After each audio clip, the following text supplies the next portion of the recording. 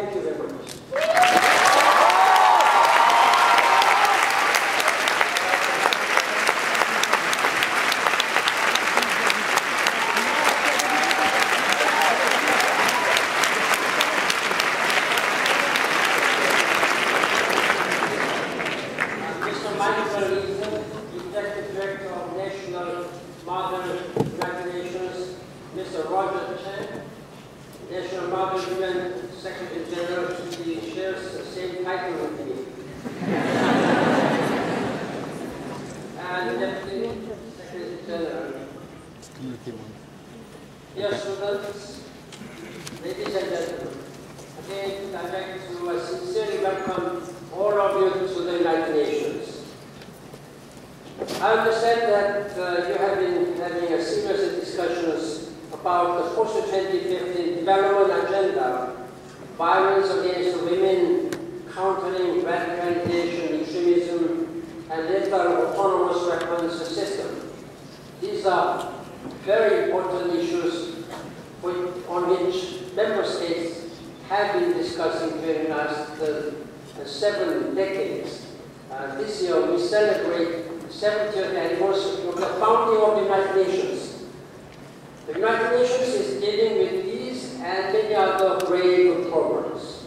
We are focused on reducing human sufferings. Last week we celebrated the International Day of Happiness. It was a chance to show solidarity with those suffering from conflict and poverty. And we used the observance to demonstrate our resolve to achieve a world where all people can enjoy happiness in their daily lives. Let me share a very short video I made for that International Day of Happiness. Let us see.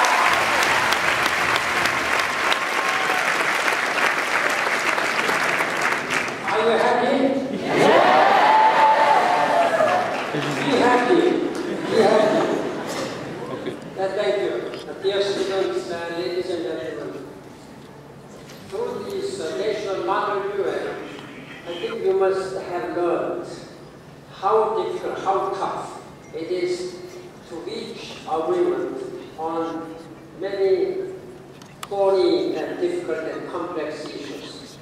The United Nations has been dealing with all these complex issues during the last 7 years to bring peace and security to all the people, to promote development, and to protect the human rights, so that all the people can live without any fear, so that many people can live in prosperity, well-being, and with human dignity.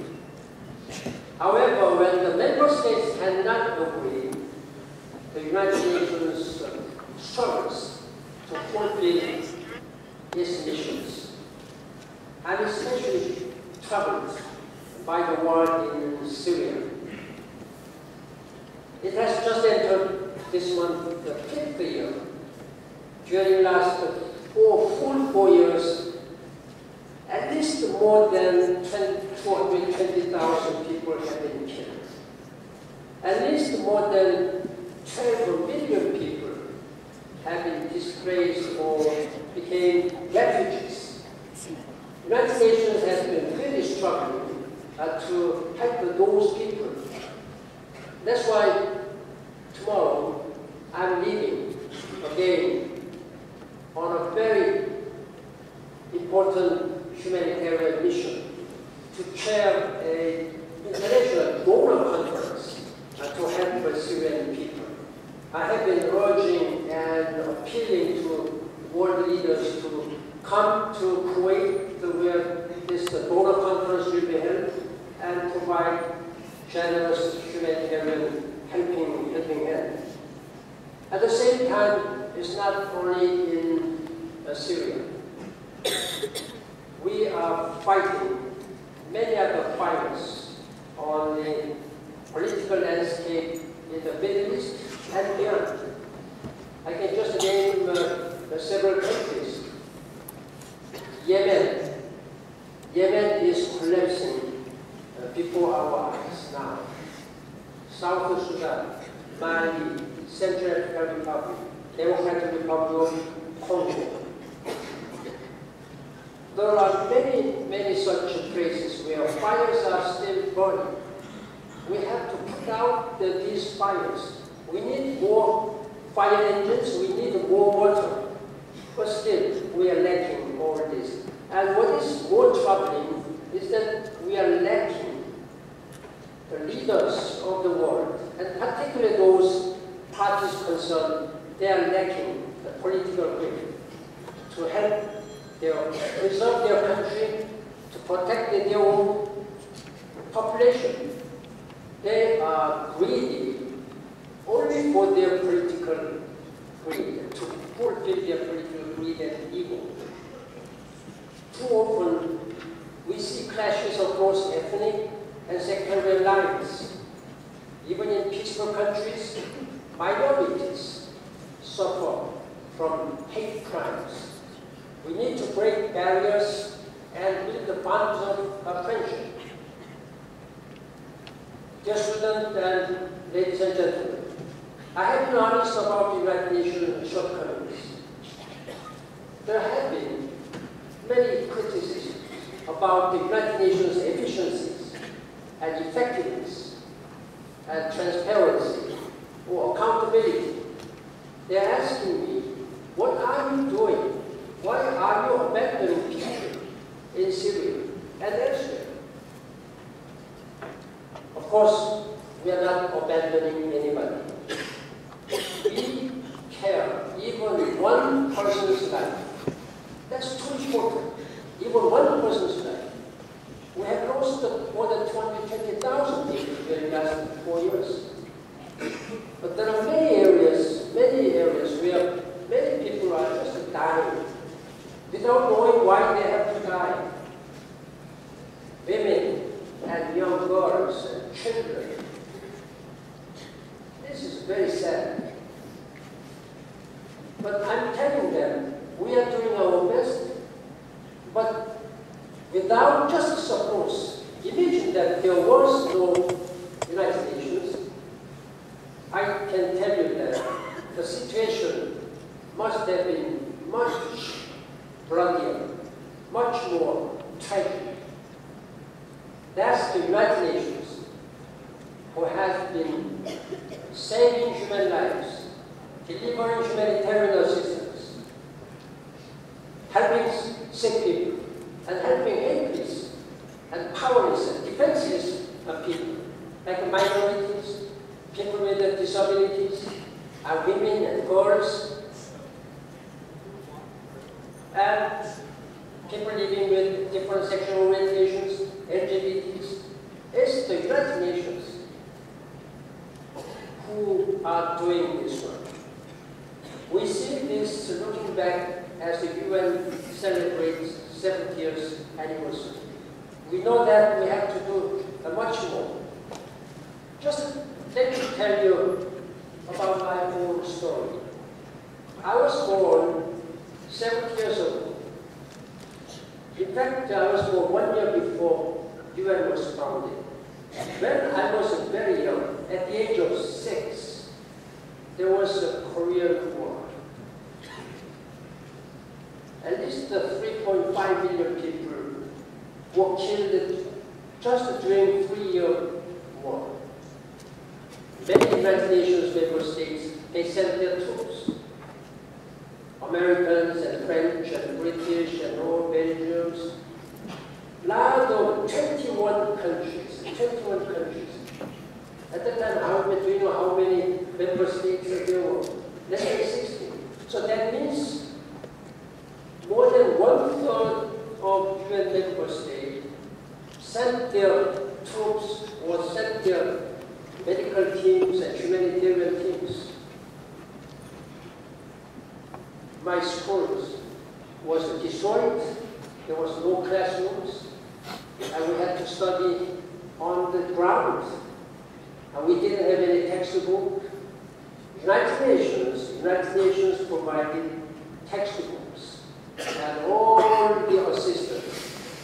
I was fed by the powder milk or all this cloth they were sending. Use the cloth. We received a lot of it. That's what I had to endure, suffer. And at that time, I myself have seen the United Nations blue flag. That was a beacon to me and to all Korean people, particularly young people. Now I'm seeing, as a Secretary General, wherever I travel, I see so many people still see United Nations flag as a beacon of their own. It really humbles me. How and what can I do more for these people who are eagerly looking to the United Nations? We have 193 countries, member states. It has become much more difficult to have a solid unity of purpose. Each country brings their own national, domestic agenda, and then fight to have the conditions approved by the United Nations, and often we have not been able to have unity, solidarity. That's why the people in Syria has been suffering tragically. I know that there are differences of opinion when human beings, as a human beings, you all have different ideas. But this is the place exactly when all different domestic ideas, personal ideas come and become a global idea with a solidarity for humanity. I heard that the Executive Director Michael Eaton has said that you will need Model UN with the insights needed to become better global citizens and the next generation of international leaders. That is exactly what I really wanted to tell you. It's important that you become a global citizen. Try to cultivate yourselves to become a global citizen. You are coming from all different countries. You are carrying all different passports. But these passports and your nationality do not have much relevance or meaning in this world. After all, we are living in a very small world, very small world. It's connected very tightly. Whatever you say, whatever I say now, can be conveyed to the end of this earth within a fraction of a second. We are living in a global communication. We are living in a great transformative age. Then we are just one family.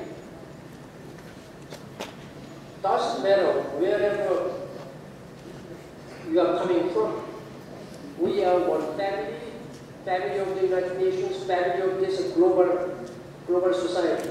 Therefore, cultivate your vision as a global citizen and have a passion and compassionate to thinking, compassion. One of the big, most important issues at this time, while we are living in a global society, is that we do much more for women, girls, and in a broader sense, young people, youth. You are all young. Some people often say that you are going to be the leaders of tomorrow, but you have already taken the leadership today. A lot of young people are taking their leadership today.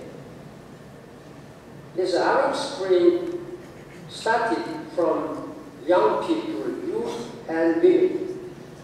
It was not politicians. When Arab Spring first happened in 2011 in Tunisia, this very helpless young person, jobless young person, you may remember his name, Bouazizi. He set himself on fire, just expressing his grievances against what was happening in that country. It was one of the young persons that sparked the fire. This fire has spread all throughout Arab countries. Unfortunately, there have been some lot of roadblocks because of political differences, because of disunity of international community. But I'm sure that nobody can put out this wild fire spreading around the world for democratization. That is why I realized that the United Nations should do much more for young people.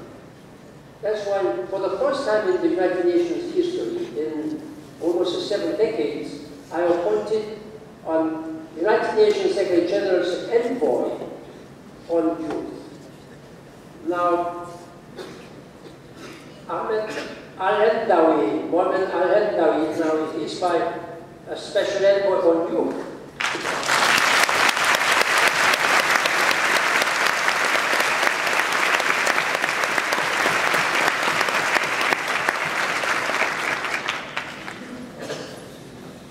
The youngest, the most senior person in the United Nations.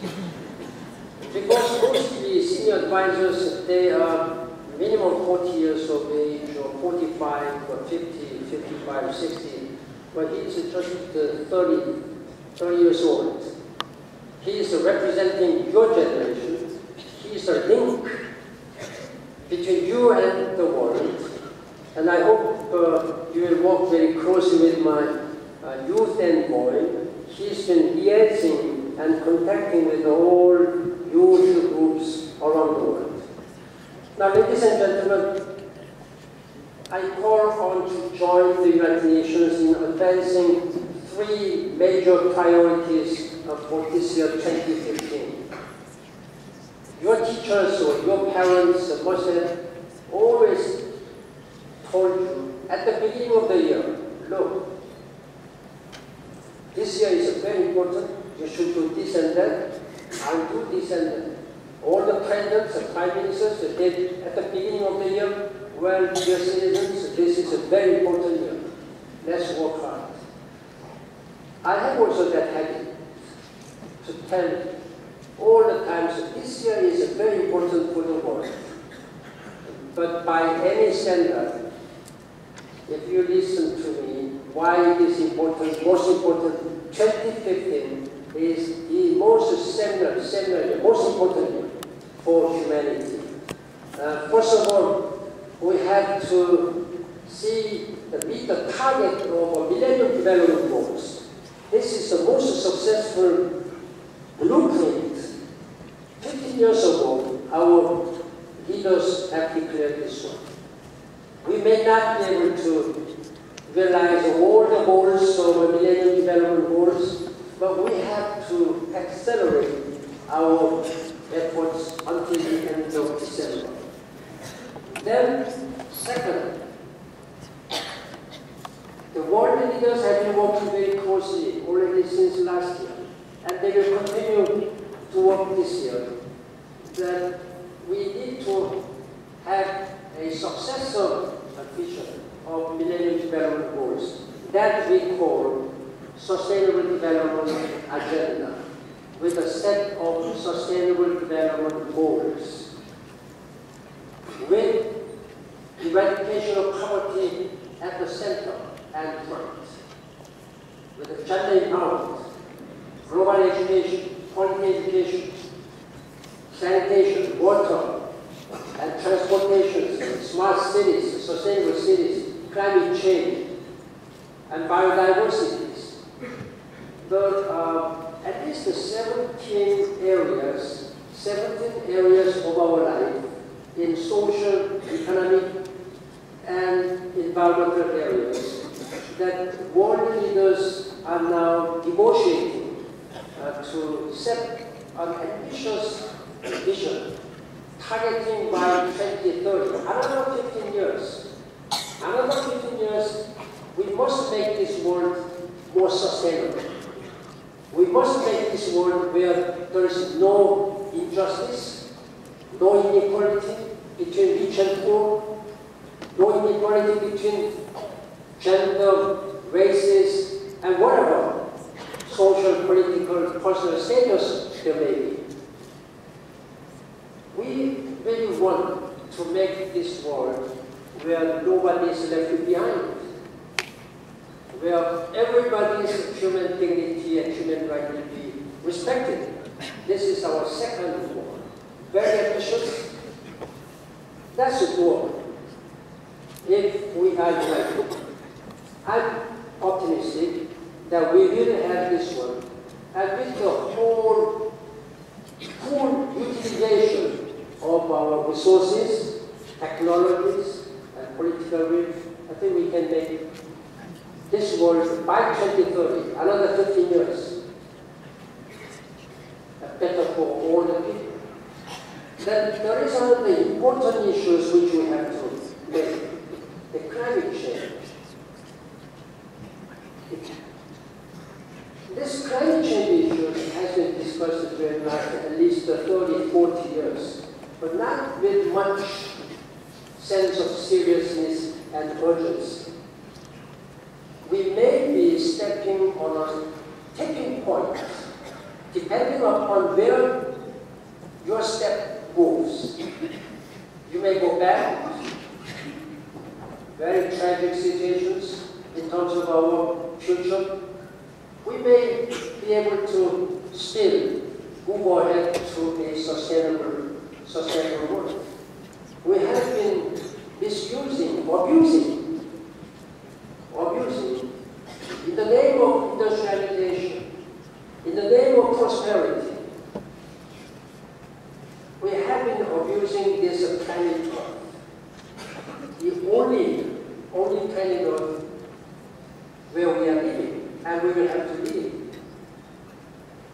But if we calculate the way people have been using this word, or abusing this word, it seems that the people believe that we have a 2 or 3 Earth, but we have only one Earth. There is no planet B's when it comes to climate change because we do not have planet B. We have only planet A, therefore we have only planet A. That's what I have been working very hard during the last 8 years. Now we are coming to a deadline. By December this year, we have to have a first ever universal climate change agreement, which will be applied to all the member states of the world. This is our 3 priorities. Ladies and gentlemen, this is the room where prime minister, kings and princes, or foreign ministers, young people like yourselves, are coming to discuss about our future. This is what I call the horn of the people. As a Secretary General, I have spoken to struggling individuals around the world. I visit hospitals with women who suffer rape in war. They are more than victims of violence. They are potential leaders of peace. Yesterday, at the Security Council, a young man came. He has become 30 years old.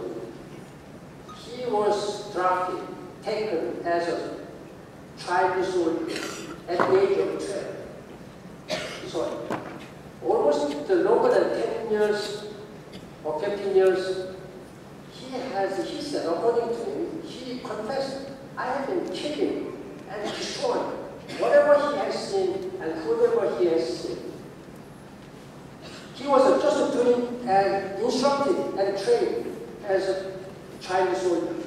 Now he realized that it is not what the human being should do. He has become a goodwill ambassador. Goodwill ambassador of the United Nations to prevent and stop this child soldier. Therefore, this is very important that we have to do all to protect the human rights. And also we have to, if we are creative enough, we can reduce a lot of destructions and damages and the loss of life against natural disasters. We may not be able to prevent the natural disasters, but if we are creative enough, we can reduce much more the loss of lives. You are now taking a hard look at conflict, discrimination, and environmental degradations. Now I call on you to transform your understanding, what you have learned, into action. This is the year for global action. The United Nations is your global platform. You do not have to be a diplomat or politician to advance our work, our common work. Everyone with a phone can be a human rights monitor. You can raise your voice with just one smartphone. Everyone with a screen, they can mobilize their friends. All of you can shape our future and your future together.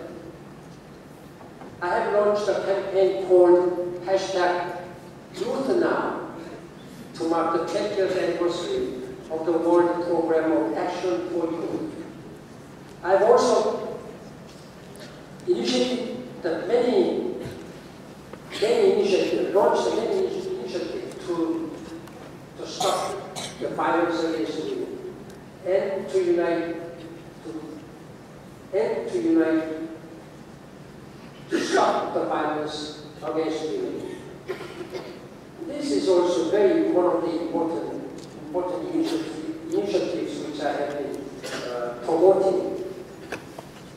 And I'm doing